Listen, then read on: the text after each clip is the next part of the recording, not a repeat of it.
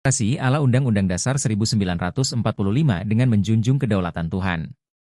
Oleh S. Purwadi Mangunsastro, Sekjen PDKN, Dir Eksekutif Yayasan Al-Farizi Nusantara. Maha Esa, sekalipun tidak seperti bunyi sila 1 seperti pada Piagam Jakarta.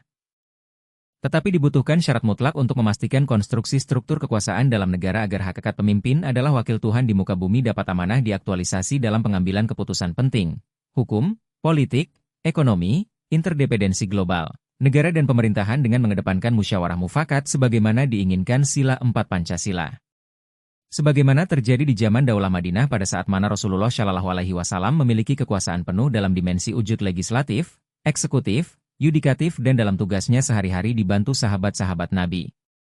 Menyikapi wujud sistem pemerintahan Daulah Rasulullah di atas maka pemisahan kepala negara dan kepala pemerintahan oleh sosok yang berbeda dapat menegaskan kedudukan kepala negara berperan strategik terkait keputusan penting negara dan pemerintahan dalam tugas fungsinya mengadaptasikan pola kepemimpinan Rasulullah Shallallahu Alaihi Wasallam dengan tujuan agar Indonesia sebagai negara merdeka menghormati nilai demokratis dengan tetap menjunjung tinggi kedaulatan Tuhan menjadi platform aktualisasi demokrasi di Indonesia berfalsafah Pancasila dan semboyan Bhinneka Tunggal Ika.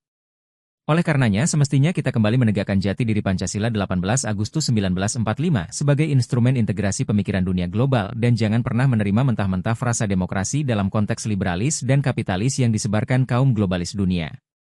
Pendek kata politik bangsa wajib berbenah sebab aktivitas kampanye transnasional tentang demokrasi dengan dalih memperjuangkan kedaulatan rakyat penting diwaspadai agar tidak terinjak-injak oleh arus globalisasi itu sendiri.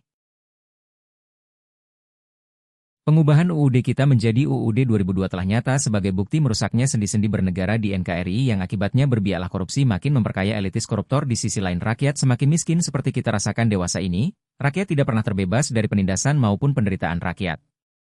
Pada dasawarsa terakhir negara di bawah kepemimpinan Jokowi yang sekaligus berkedudukan sebagai kepala negara dan kepala pemerintahan telah memanfaatkan wewenang melebihi batas dan mengambil sikap otoriter diktator yang dibungkus dengan tampilan pencitraan halus padahal dalihnya semata kekuasaan untuk kepentingan diri, keluarga dan kelompoknya dan terlebih spesial hubungan simbiose demoralisasi bersama oligarki telah menjurus pada penjajahan di republik ini yang sama sekali bertentangan dengan komitmen pendirian negara sebagaimana tersebut pada alinea pertama muka 5 UUD 1945. Segeralah kembali ke UUD 1945 asli dengan adendum yakni 1.